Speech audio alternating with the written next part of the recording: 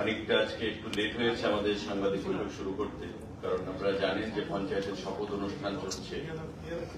তাই আমার নিজ বিধানসভার ক্ষেত্রে শপথ অনুষ্ঠান ছিল কিছু শিডিউল, খানিকটা সময় দিতে হয়েছে। তা আপনাদের অনেকক্ষণ অপেক্ষা করতে হয়েছে। আমি আমার দুঃখ প্রকাশ করছি তাতে। আপনারা জানেন যে আমাদের গতকাল ক্যাবিনেট মিটিং সম্পন্ন হয়েছে। মাননীয় মুখ্যমন্ত্রীর পৌরোহিত্যে এই ক্যাবিনেট মিটিং এ গুরুত্বপূর্ণ কিছু সিদ্ধান্ত গৃহীত হয়েছে। তাদের সব থেকে যেটা বড় সিদ্ধান্ত, জিআরবিটি গ্রুপ ডি যে এক্সাম হয়েছিল, ২,৫০০ পরীক্ষার্থীদেরকে সিলেকশন করা হয়েছে এবং ৭ কিংবা ৮ তারিখ সেপ্টেম্বরে সেই রেজাল্ট ঘোষণা করা হবে। সমস্ত কিছু তৈরি আছে। আগেই আমাদের করার কথা ছিল, কিন্তু লোকসভা নির্বাচন, পঞ্চায়েত নির্বাচন, কোড অফ কন্ডাক্ট, যা নির্বাচন কমিশনের আচরণবিধি, এগুলো লাগু ছিল। তারপর আমাদের অনাকাঙ্ক্ষিত বন্যা, রাজ্যে হাজার হাজার মানুষ সে বন্যার কবলে, এবং তার থেকে পরিত্রাণ আমরা পাইনি এখনো। প্রশাসন মানুষকে পরিত্রাণ দেওয়ার জন্য কাজ করছে, কিন্তু দীর্ঘদিন ধরে যে জিনিসটা পেন্ডিং, রাজ্য মন্ত্রিসভায় সিদ্ধান্ত গ্রহণ করা হয়েছে যে আগামী ৭ কিংবা ৮ তারিখ এই জিআরবিটির রেজাল্ট ঘোষণা করা হবে। যারা পরীক্ষা দিয়েছেন, যারা উৎকণ্ঠার মধ্যে আছেন, বা বরাবরই আমাদেরকে সামাজিক মাধ্যমে, ফোনে, বিভিন্নভাবে সংবাদপত্রগুলোর মাধ্যমে জিআরবিটির পরীক্ষার ফলাফল নিয়ে সেখানে উদ্গ্রীব হয়ে বসে আছেন, তাদের জন্য সেটা সুখবর। যারা সফলতা লাভ করবেন তাদেরকে সবাইকে রাজ্য মন্ত্রী পরিষদের তরফ থেকে আমরা অগ্রিম অনেক অনেক শুভেচ্ছা জ্ঞাপন করছি। ৭ কিংবা ৮ তারিখে জিআরবিটির রেজাল্ট সেখানে ঘোষণা করা হবে। রাজ্য মন্ত্রিসভায় সেই সিদ্ধান্ত গ্রহণ করা হয়েছে। Group D, GRBT group D. আমাদের আরেকটা গুরুত্বপূর্ণ সিদ্ধান্ত, proposal for policy decision for payment of remuneration or wages of pump operators working in different urban local bodies under urban development department. আমাদের আপনারা জানেন যে ডিডব্লিউএস ডিপার্টমেন্ট, ওয়াটার রিসোর্স, এই যে দপ্তরগুলো রয়েছে, তাদের সঙ্গে পাম্প অপারেটরদের একটা নিবিড় যোগাযোগ বা পাম্প অপারেটরদের সহযোগিতা ছাড়া সারা রাজ্যে এই যে জল সরবরাহ করা, পানীয় জল বলুন, ওয়াটার রিসোর্স বলুন, সেটা সম্ভব নয়। তো রাজ্য মন্ত্রিসভায় সেটা সিদ্ধান্ত গ্রহণ করা হয়েছে যে পাম্প অপারেটর,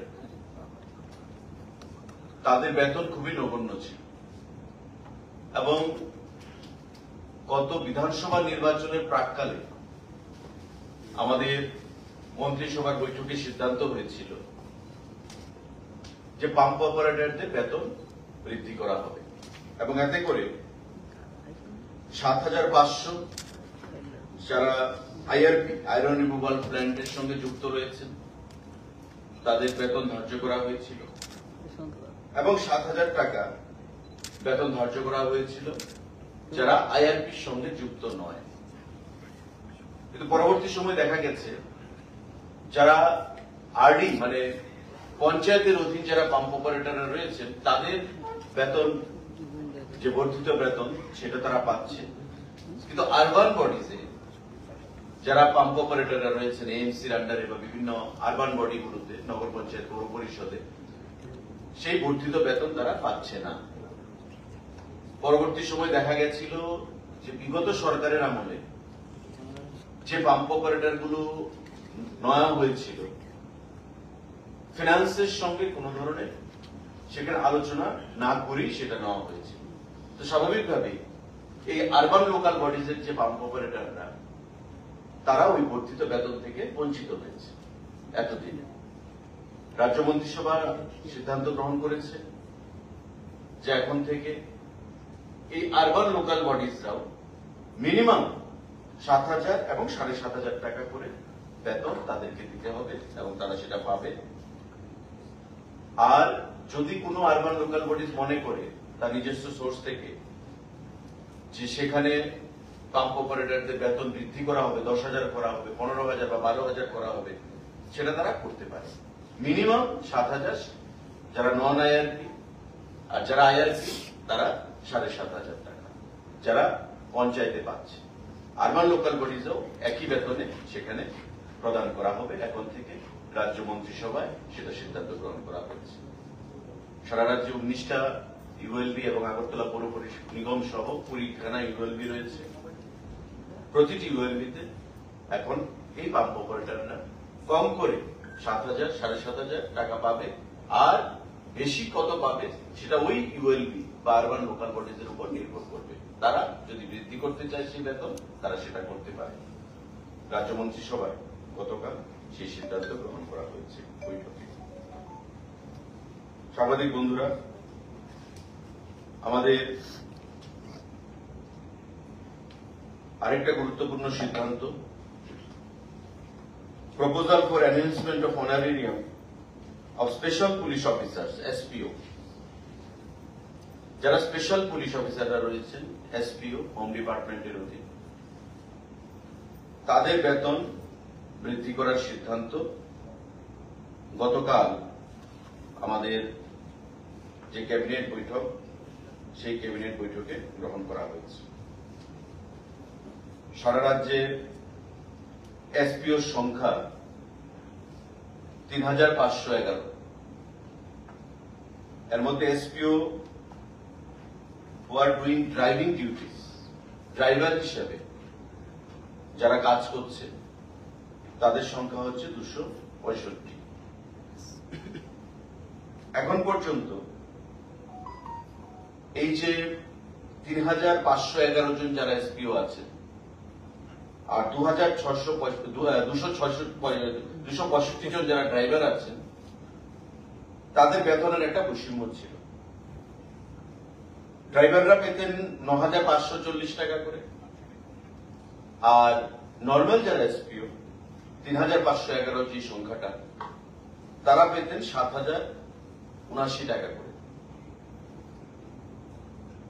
হোম ডিপার্টমেন্ট সিদ্ধান্ত দিয়েছে বা প্রপোজাল পেশ করেছে ক্যাবিনেটের কাছে, এবং মাননীয় মুখ্যমন্ত্রী এবং মন্ত্রী পরিষদের বৈঠকে গতকাল সিদ্ধান্ত হয়েছে যে এখন থেকে এসপিওদের বেতন থাকবে একটা ফ্ল্যাট, ড্রাইভার বলুন বা সাধারণ এসপিও বলুন, সেটা হবে 12,000 টাকা।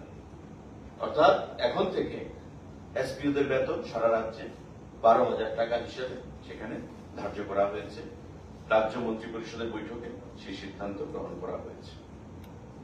এতে করে 3,511 এবং 265 জন যে এসপিও তাদের উপকার হবে, তারা উপকৃত হবে। এখন থেকে 12,000 টাকা করে এসপিওরা সেই বেতন পাবে। আমাদের টোটাল খরচ হবে 2,48,54,369 টাকা হবে। 3,511 জন যে এসপিও রয়েছে সাধারণ, 2,48,54,369 টাকা। আর যারা ড্রাইভাররা রয়েছে এখন সবাই একসঙ্গে ফ্ল্যাটে চলে আসবে, 12,000 টাকা। আমাদের আরেকটা গুরুত্বপূর্ণ সিদ্ধান্ত, necessary approval towards filling up of an additional 916 vacant posts of constable, man and woman in Tripura Police through direct recruitment. Home Department এর অধীন 916 জন কনস্টেবল ম্যান এন্ড ওমেন সেগুলো রিক্রুট করা হবে। ইতিমধ্যে আমাদের 1000 কনস্টেবল যাদের পরীক্ষা হয়েছিল সেগুলো প্রায় তৈরি আছে। সেগুলো ছাড়ার পর এই 916 জন আরো নতুন করে কনস্টেবল পুলিশ ডিপার্টমেন্টে ম্যান এন্ড ওমেন সেগুলো অ্যাডভার্টাইজমেন্ট প্রদান করা হবে। অর্থাৎ প্রায় 2000 কনস্টেবল সেখানে নিয়োগ হচ্ছে হোম ডিপার্টমেন্টের মধ্যে। 1000 কনস্টেবল জানেন আপনারা আমাদের এই প্রসেস চলছে এবং almost on the verge of finalisation, declaration of result. এই রেজাল্ট বের হওয়ার পর নতুন এই যে 916 খানা পোস্ট তৈরি হয়েছে এবং ফিনান্স অনুমোদন দিয়েছে এবং রাজ্য মন্ত্রিসভা তাতে অনুমোদন দিয়েছে, সেই 916 খানা পোস্ট অ্যাডভার্টাইজমেন্ট করা হবে। আগের 1000 পোস্ট সেখানে ডিক্লারেশন হবে, যা খুব শর্টলি ডিক্লারেশন করা হবে। সাংবাদিক বন্ধুরা, আরেকটা গুরুত্বপূর্ণ সিদ্ধান্ত, proposal for creation and filling up of 51 different categories of posts in the tourism department under Directorate of Tourism Department. 51 খানা বিভিন্ন ক্যাটাগরির পোস্ট আমাদের পর্যটন দপ্তর সেখানে দীর্ঘদিন ধরে খালি অবস্থায় আছে। আমাদের প্রয়োজনীয়তা রয়েছে এবং সাংবাদিক বন্ধুরা নিশ্চয়ই জানবেন যে আইসিএ ডিপার্টমেন্ট, আগে সেটা আইসিএটি ছিল, information culture and tourism department, সেই আইসিএ দপ্তর থেকে ট্যুরিজমটাকে আলাদা করা হয় এবং বর্তমানে ট্যুরিজমের যে স্টাফ রয়েছে তা অনেক আইসিএ দপ্তর থেকে ডেপুটেশনও রয়েছে। তাই ট্যুরিজম দপ্তরকে যেহেতু আগামী দিনে ট্যুরিজমকে নিয়ে রাজ্য সরকার, ভারতবর্ষের সরকার নতুন চিন্তা ভাবনা করছে, জোর দিচ্ছে, অর্থ প্রদান করছে এবং ট্যুরিজমকে আরো বিশ্ব দরবারে, ভারতবর্ষে রাজ্যের, আমাদের ত্রিপুরা রাজ্যে ট্যুরিজমকে বিশ্ব দরবারে তুলে ধরার প্রয়াস চলছে বিভিন্নভাবে। তার জন্য ম্যান পাওয়ার রিক্রুটমেন্টের সেখানে সিদ্ধান্ত গ্রহণ করা হয়েছে, কারণ আমাদের সেখানে শর্টেজ রয়েছে ম্যান পাওয়ার। রাজ্য মন্ত্রী পরিষদ বা মন্ত্রিসভা মাননীয় মুখ্যমন্ত্রীর পৌরোহিত্যে সেই সিদ্ধান্ত গ্রহণ করেছে যে বিভিন্ন ক্যাটাগরিতে আমাদের এই ট্যুরিজম দপ্তরের 51 খানা পোস্ট সেটা ফিল আপ করা হবে। তার মধ্যে কিছু ডাইরেক্ট রিক্রুটমেন্ট রয়েছে, কিছু প্রমোশন রয়েছে, কিছু ডেপুটেশন রয়েছে। Group C, group D, engineer সহ টোটাল 51 খানা পোস্ট এই ট্যুরিজম দপ্তর সেটা নিয়োগ করবে আগামী দিনে। এই যে 51 খানা পোস্ট, তার মধ্যে আমাদের ইঞ্জিনিয়ার রয়েছে, ডেপুটি ডিরেক্টর রয়েছে, অ্যাসিস্ট্যান্ট ডিরেক্টর রয়েছে, কম্পিউটার অ্যাসিস্ট্যান্ট রয়েছে, আমাদের এক্সিকিউটিভ ইঞ্জিনিয়ার রয়েছে।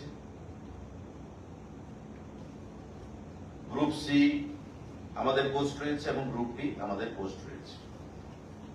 তো সেগুলো নিয়ে বিস্তারিত দপ্তর ভিত্তিক আমার আলোচনা হবে এবং পরবর্তী সময়ে group C, group D, engineer সহ এই যে 51 খানা পোস্ট কিভাবে রিক্রুটমেন্ট করা হবে সেটা আমরা জানাবো। প্রিন্সিপাল রাজ্য মন্ত্রী পরিষদ তার অনুমোদন দিয়েছে, ফিনান্স অনুমোদন দিয়েছে, জিএপিএনটি তার অনুমোদন দিয়েছে এবং আমরা 51 জন এই স্টাফ বিভিন্ন ক্যাটাগরিতে সেটা নিয়োগ করব ট্যুরিজম দপ্তরের থেকে। সাংবাদিক বন্ধুরা, আমাদের রাজ্য মন্ত্রী পরিষদের বৈঠকে সিদ্ধান্ত গ্রহণ করা হয়েছে proposal for filling up of 9 various category of posts under Directorate of Information Technology. Information technology দপ্তর, তথ্য প্রযুক্তি আমাদের খুবই গুরুত্বপূর্ণ ভূমিকা পালন করে থাকে এবং এই দপ্তর সিদ্ধান্ত গ্রহণ করেছে, রাজ্য মন্ত্রী পরিষদ অনুমোদন দিয়েছে যে 8 জন senior information officer SIO group A সেখানে নিয়োগ করবে এবং একজন lower division clerk LDC group C সেটা নিয়োগ করবে। টোটাল 8+1 = 9 এই 9খানা পোস্ট খুব শীঘ্রই ইনফরমেশন টেকনোলজি দপ্তর থেকে নিয়োগ করা হবে। Senior information officer, senior informatics officer, information officer সেটা আইসিএ তে চলে আসে। Senior informatics officer group A, আর লোয়ার ডিভিশন ক্লার্ক একজন, এবং এসআইও সিনিয়র ইনফরমেটিক্স অফিসার 8 জন। টিপিএসসি সেটা নিয়োগ করবে, আর ক্লার্ক জিআরবিটি নিয়োগ করবে একজন, আর 8 জন আমাদের যে সিনিয়র ইনফরমেটিক্স অফিসার টিপিএসসি পরীক্ষার মাধ্যমে সেটাকে নিয়োগ করবে। এই সিদ্ধান্তগুলো বর্তমানে রয়েছে। আমাদের গতকালকে লম্বা খুব ক্যাবিনেট বৈঠক ছিল, কারণ আপনারা জানেন যে প্রবল বন্যার কবলে পড়ে সারা রাজ্য বিধ্বস্ত হয়েছে। বিভিন্ন জেলায় রিলিফ ক্যাম্প সেখানে তৈরি করা হয়েছে টেম্পোরারি। হাজার হাজার মানুষ সেই রিলিফ ক্যাম্পে আশ্রয় নিয়েছে নিজের জীবন বাঁচানোর জন্য, এবং ইতিমধ্যে কেন্দ্রীয় সরকার থেকে একটা প্রতিনিধি দল আমাদের রাজ্যে এসছে। সারা রাজ্য তারা ঘুরে ক্ষয়ক্ষতির পরিমাণ কত হতে পারে সেটা কেন্দ্রীয় সরকারের কাছে রিপোর্ট প্রদান করবে। মাননীয় মুখ্যমন্ত্রীর সঙ্গে তারা বৈঠক করেছে, এবং আমি রাজ্য মন্ত্রী পরিষদের তরফ থেকে রাজ্যের এই যে 32 জন মানুষ মারা গেছেন এবং তাদেরকে সাহায্যের জন্য আমাদের প্রধানমন্ত্রী আর্থিক রাশি ঘোষণা করেছেন, তার জন্য মাননীয় প্রধানমন্ত্রীকে ধন্যবাদ জানাচ্ছি। যেভাবে এই ডিজাস্টারে মাননীয় মুখ্যমন্ত্রীর নেতৃত্বে সারা রাজ্যের প্রশাসন কাজ করে মানুষকে রিলিফ প্রদান করেছে এবং অধিকাংশ মানুষকে অক্ষত রাখতে পেরেছে, তার জন্য আমরা মন্ত্রী পরিষদের তরফ থেকে মাননীয় মুখ্যমন্ত্রীকে এবং রাজ্যের প্রশাসনের আধিকারিকদেরকে, প্রশাসনকে অনেক অনেক ধন্যবাদ জ্ঞাপন করছি। কারণ ইতিহাস বলে যে বিগত কয়েক দশকে এত বড় বন্যা বা ফ্লাড রাজ্যের মানুষ পরিলক্ষিত করেনি। যা ড্যামেজ হয়েছে আপনারা সাংবাদিক বন্ধুরা জানবেন। গতকাল বিভিন্ন দপ্তরের সেক্রেটারিরা, আধিকারিকরা প্রেজেন্টেশনের মাধ্যমে সেটা মন্ত্রী পরিষদকে সেটা তার তথ্য প্রদান করছিলেন। যে ত্রিপুরা তিলে তিলে তৈরি করা আজকে 3 দিনের ফ্লাডে, 4 দিনের ফ্লাডে যা ক্ষয়ক্ষতি হয়েছে সেটা আমাদের অনেকটাই পিছিয়ে দিয়েছে, রাজ্যের উন্নয়নের গতিকে অনেকটাই পিছিয়ে দিয়েছে। ক্ষয়ক্ষতির পরিমাণ ইতিমধ্যে মাননীয় মুখ্যমন্ত্রী ঘোষণা করেছেন প্রায় 18,000 কোটি টাকা ছাড়িয়ে যাবে। মাননীয় মুখ্যমন্ত্রী 15,000 বলেছেন, কিন্তু যা হিসাব আসছে তারও সেটা বৃদ্ধি হতে পারে। রাস্তাঘাট, পাওয়ার মানে বিদ্যুৎ, কৃষিক্ষেত্রে ক্ষয়ক্ষতির পরিমাণ প্রায় 3,500 কোটি টাকা। এআরডিডি, আমাদের পিডব্লিউডির রাস্তা, national highways, NH roads, water রিসোর্সের যে এমআই স্কিমগুলো, হাজার হাজার কোটি টাকা সেখানে ক্ষয়ক্ষতি হয়েছে। তো স্বাভাবিকভাবেই ক্যাবিনেট মিটিং এ সেই বিষয় নিয়ে আলোচনা হয়েছে। তাই খুব বিস্তারিত ক্যাবিনেট মিটিং ছিল, প্রায় 4 ঘন্টা ব্যাপী ক্যাবিনেট মিটিং। আরো অনেক এজেন্ডা রয়েছে। আমি আজকে গুরুত্বপূর্ণ বিষয়গুলো নিয়ে আলোকপাত করেছি, যে সিদ্ধান্তগুলো আগামী 2 দিন বাদে আরো কিছু সিদ্ধান্ত আপনাদেরকে আমরা জানিয়ে দেব। কারণ কিছু বিষয় রয়েছে যেগুলো বিস্তারিত একটু স্টাডি করার প্রয়োজন রয়েছে। তারপরে আগামী সোমবার কি মঙ্গলবার দিন আরেকটা সাংবাদিক বৈঠক রেখে আপনাদেরকে সেটা আমার তরফ থেকে, সরকারের তরফ থেকে জানিয়ে দেওয়া হবে। যে সিদ্ধান্তগুলো কর্মসংস্থান সঙ্গে জড়িত এবং জিআরবিটি গ্রুপ ডি যে আমাদের এক্সাম হয়েছিল, সেই জিআরবিটি গ্রুপ ডি সম্পর্কে সর্বপ্রথমেই আপনাদেরকে আমরা সেটা সংবাদ দিয়েছি যে আগামী 7 কিংবা 8 তারিখে তার ফলাফল বেরোবে রাজ্যের মন্ত্রী পরিষদের বৈঠকে। মাননীয় মুখ্যমন্ত্রীর নেতৃত্বে সেটা সিদ্ধান্ত গৃহীত হয়েছে। সেটা তো আমরা সবাই জানি, গ্রুপ সি এবং গ্রুপ বি প্রায় 3 বছর আগে সেই পরীক্ষা হয়েছিল। পাম্প অপারেটর যেটা আমাদের যে সিদ্ধান্ত গ্রহণ করা হয়েছিল, পঞ্চায়েতের অধীন এবং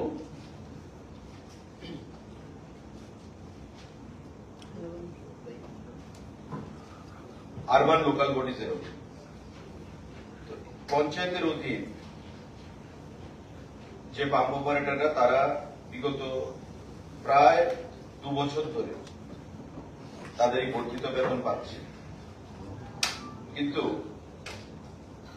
বাকি যে পাম্প অপারেটররা তারা সেই বেতন থেকে বঞ্চিত হচ্ছিল, কারণ ফিনান্সের কাছে সেই তথ্য ছিল না। টোটাল সংখ্যাটা হবে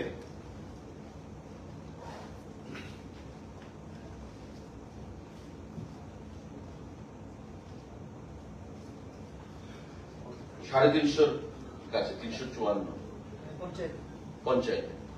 আর ইউএলবিতে সেই সংখ্যাটা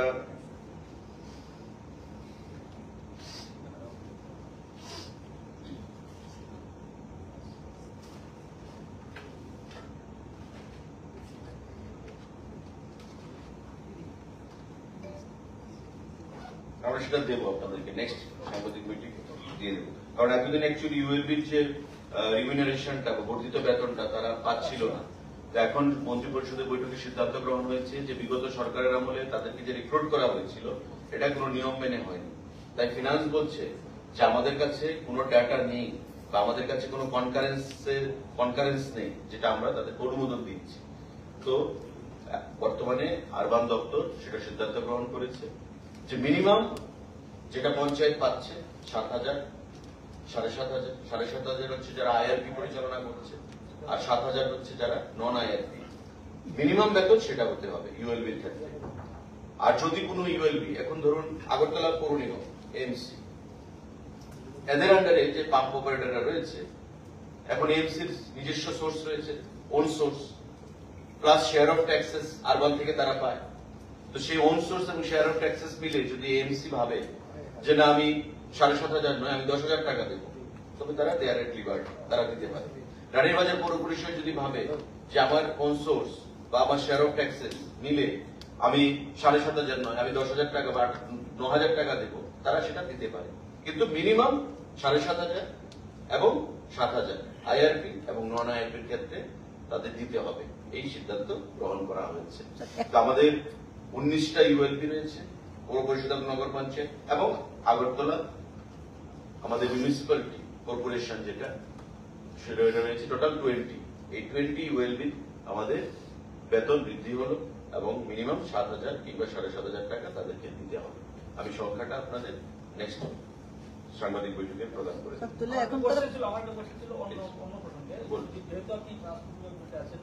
বিষয়টা এমনিতে দুই দেশের ব্যাপার। তা সত্ত্বেও বর্তমান বাংলাদেশ পরিস্থিতির কথা মাথায় রেখে আগরতলা আখাউড়া রেল লিঙ্ক এবং চিটাগাং বিমানবন্দরের বিমান পরিষেবা, এই বিষয়টা কি পর্যায়ে আছে, কি হতে পারে আগামী দিন? দেখুন, আমরা খুব অ্যাডভান্স স্টেজে ছিলাম।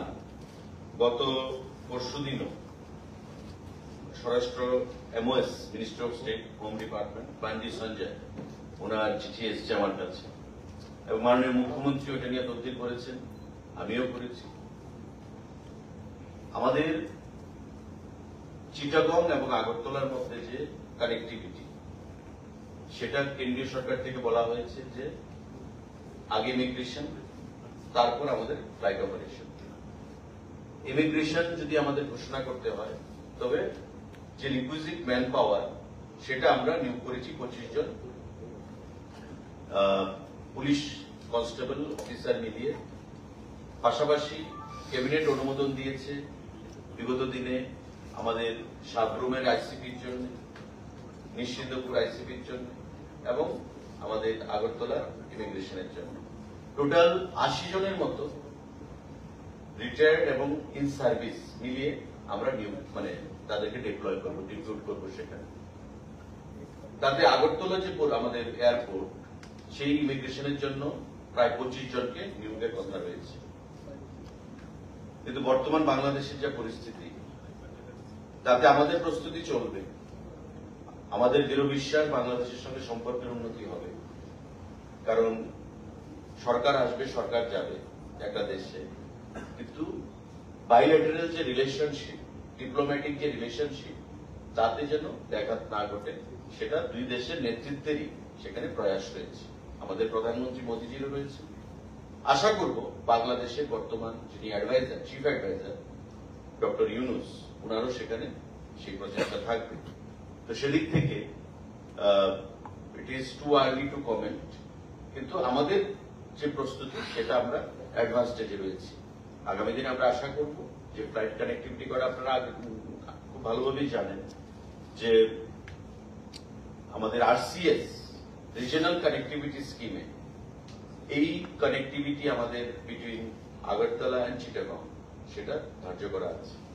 গ্যাপ ফান্ড হিসেবে আমরা 15 কোটি টাকা দেবো ইয়ারলি স্পাইস জেটকে। অলরেডি আমরা 3,75,00,000 টাকা অ্যাডভান্স পেমেন্ট করে রেখেছি, কিন্তু যেহেতু ইমিগ্রেশন হয়নি তার জন্য আমরা সেটা ঘোষণা করতে পারি। কেন্দ্রীয় সরকারও সেটা দৃষ্টিতে রেখেছেন, আমাদের রাজ্য সরকারের সেটা টপ প্রায়োরিটিতে রয়েছে। দুদেশের সম্পর্কের আগামী দিনে কি পরিস্থিতি হবে সেটার উপর নির্ভর করবে যে আমরা এটা কবে নাগাদ চালু করব। বাট উই এক্সপেক্ট যে ভেরি শর্টলি আমাদের সেটা, আমাদের স্বপ্নের যে উড়ান সেটা আমাদের শুরু হবে। Thank you. কোনটা? Immediately. Next month. Sir, Rani Bazar में जो घटना हुआ था, इसका अभी क्या अपडेट है? क्या घटना? जो वायलेंस हुआ था। ये देखिए, ये मुद्दा जो है ये बहस की बात है। अभी सिचुएशन कंट्रोल में है। किसी की तरफ से भड़काया जा रहा है कि किसी के खिलाफ या सरकार के खिलाफ, ये ठीक बात नहीं है।